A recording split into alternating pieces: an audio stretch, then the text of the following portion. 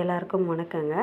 Noodles செய்யலாம். அதுக்கு முதல்ல வந்து கொதிக்கிற தண்ணியில் நான் ஒரு 3 பேக்கெட் வந்து நூடுல்ஸை 1 ஸ்பூன் எண்ணெய் விட்டு நல்லா ஒரு 5 நிமிஷம் வேக வச்சு வடிகட்டி எடுத்து வச்சுக்கிறேன். அதே கடாயில் ஒரு 3 ஸ்பூன் அளவுக்கு எண்ணெய் விட்டுக்கிறேன்.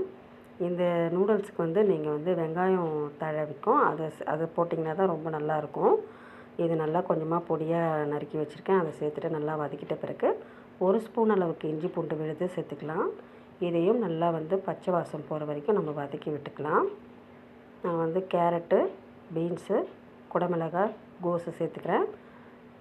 உங்களுக்கு எந்த சைஸுக்கு எப்படி வேணுமோ அந்த நீல வாக்கில் இல்லைன்னா பொடிசாக கூட கட் பண்ணி சேர்த்துக்கலாம். இதை நல்லாத்தையும் சேர்த்துட்டு நல்லா வதக்கிட்ட பிறகு அதுக்கப்புறம் நான் கோஸு சேர்த்துக்கிறேன். உங்களுக்கு எவ்வளோ வேணுமோ நீங்கள் கூடவோ குறைவோ போட்டுக்கோங்க.